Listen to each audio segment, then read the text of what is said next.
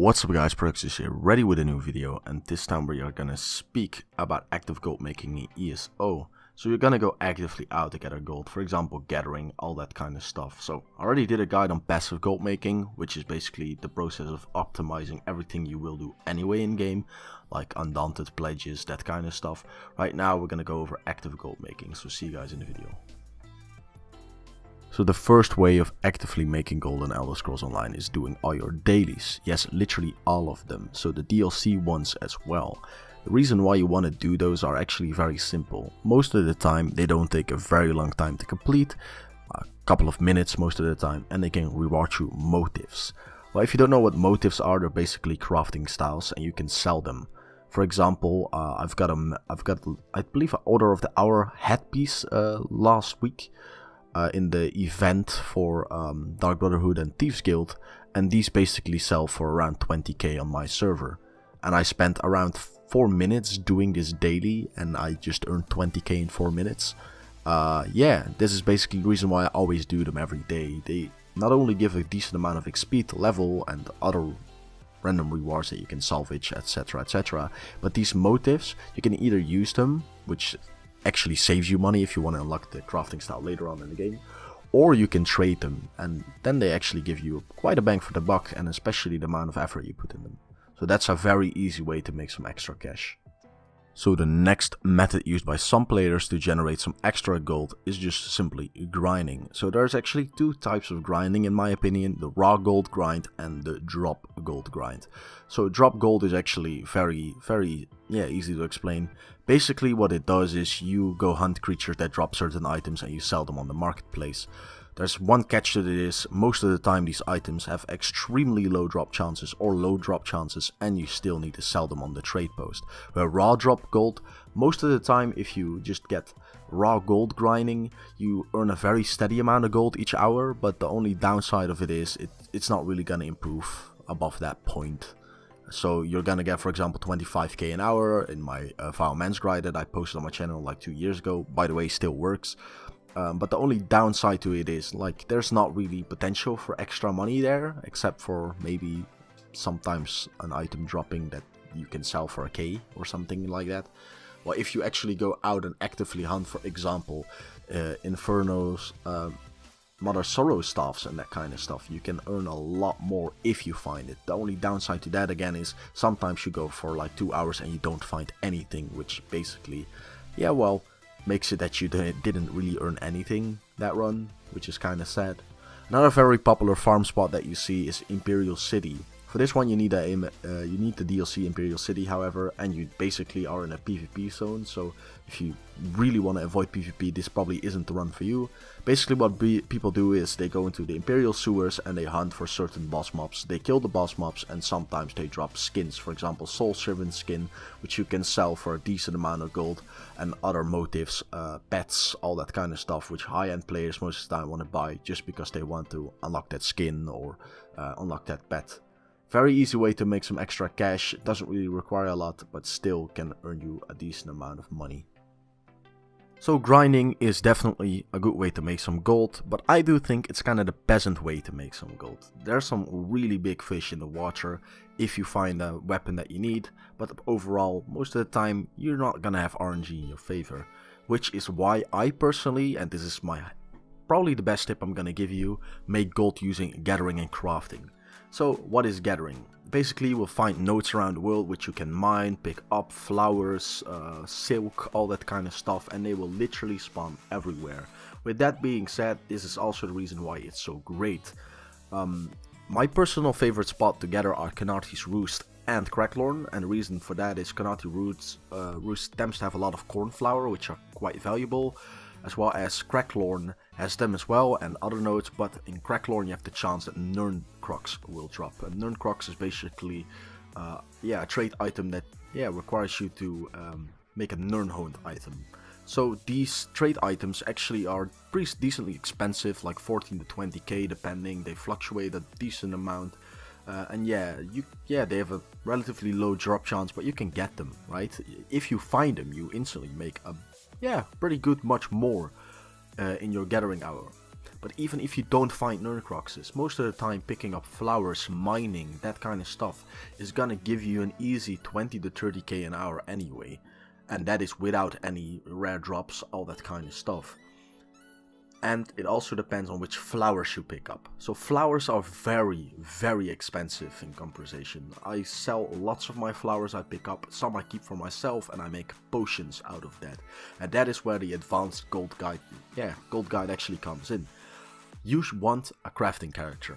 The way I make most of my gold, and it's like 80%, is by making potions. The reason I make potions is people are generally too lazy to make them, and you can, basically sell them for a huge profit. For example, Essence of Spell Power pots, basically the standard pots for spellcasters. I sell them for approximately 30% more, which means that I make 30% profit on them. This is a huge amount. So each stack I sell around 30 to 35k. And a stack is 200 of these, and they only cost me around 20k to make or something like that, which makes it very, very easy to build it. Especially if you're spec'd into alchemy. If you make all these potions all the time, you're gonna sell them a lot. But that's not the only option you have. You can also make speed potions, you can make immovable potions, weapon power potions. And these overall don't really require materials that are that expensive actually, and you can sell them for a decent coin. Literally 80% of my gold I make like that a week, and I make anywhere from 100k to $500,000 a day, and I spend it all on random shit. With that being said, that is by far the best way to make gold. With that being covered, we're gonna go over some additional methods, so see you guys in that part of the video.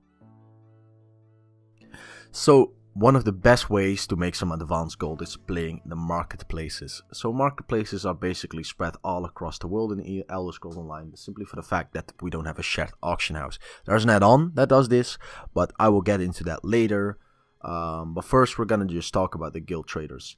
There's a website called Tamriel Trade Center, and on that website you can basically Google where people post their stuff and which guild trader. This is very beneficial because this saves you the time of going around each guild trader looking for bargains. So what is a bargain? Basically you want to buy things that are actually worth way more than they are posted for, and then you sell them for the original price. For example, the Mother's Inferno stuff that we talked about, the Mother Sorrow one. Sometimes people just post them thinking it's like, oh well, it's like a green or like a blue item I found when I was questing. It's probably not worth a lot, so I'm gonna post it for like 5k or some stuff, and I think that's already much. Then you see it and you're like, well, that's kind of a mistake. You buy it over the auction house and you sell it for 10 times that amount or even more. Very easy gold. Takes you like 2 minutes to research that, and it comes in great profit. Other things that you can do with this, and this is a little bit more advanced, is do this with crafting materials. Sometimes people post them for so cheap, then you can buy them all off and post them for original price, which can net you a good percentual profit. These are really the things that go a long way in gold making in ESO. These kind of things and abusing other player mistakes literally will grant you a good amount of gold. For me, it's not the biggest amount of gold, simply for the fact that I can't really be bothered to check this all that much. But well, if you can be bothered with that, then make sure to do it, because it definitely can earn you a good amount of gold. One downside to this is sometimes you might think you buy a bargain, but actually it's not, and you kind of ruin your own profit there. But don't worry, this doesn't really happen a lot in ESO, especially if you use pricing tools like, for example, Master Merchant, and you are a trade guild. Always ask people for how much something is worth. Ask them for a marked Master Merchant remark or something like that. Really goes a long way. So another big way of making gold is if you're very good at the game. It's called boosting. So what you do, instead of boosting for real money, which is definitely not allowed, you just sell raids and stuff like that, trials. So I don't actually know if this is 100% legal or bannable. I really don't know. I don't think it is, because I see a lot of top guilds doing this all the time. So even on stream and stuff like that. So I wouldn't assume it is. Nevertheless, I've never heard of somebody getting banned for that in this game or in other MMORPGs in general. As long as you don't sell for IRL, money, you should be fine. So yeah, you can get anywhere between, depending on the trial, is 250k for doing it till a few million, depending on how you split the money, obviously, with your group mates. Yeah, this is a very easy way to make some extra cash on things you're gonna be doing anyway. For example, re-clearing a trial or something if you're not a score raider or anything like that. I see a lot of people do this and they actually make a decent amount of money each week from doing it. For example, the new dungeons that got released, I've seen people boost other people through the veteran hard mode content for it, and they paid up to 500k per dungeon for it, which is obviously divided by 3 people because the 4th is going to be a boosted guy. It's a decent amount of money, obviously, that you can use. PvPing also is a pretty good way of actually making money in this game. There are some sets that drop from Cyrodiil or PvP stuff, like you get in the mail, like the rewards for the worthy, that kind of stuff, that actually really help you make money. For example, Spell Strategist set, and now also Deadly Strike since been revamped. These things are inflated in price at the moment. They sell for a lot, especially if you get the right traits on them. Spell Strategist, for example, Divine Straight is worth a lot. It's one of the best sets in game for Magicka DKs and Magicka users at the moment. The staff sells for a good amount. Deadly Strike can sell for a good amount, especially again with Divine Straight or something like that. And Fuse tends to sell well as well. So yeah, make sure if you get PvP to always check this out if you get those pieces, because they might be a lot, basically worth a lot more than you think they are. With that being said, we're gonna round off the video.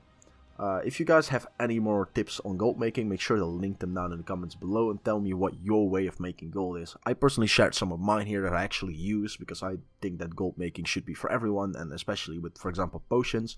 I don't think it's going to ruin my own market simply for the fact there's so many guild traders and I'm not in every trading guild in the world. So yeah, I think I should be fine with that. If you guys enjoyed the video, make sure to leave a like, subscribe, hit the bell for notifications if you want to help me out with that. And yeah, see you guys in the next video. I'm out.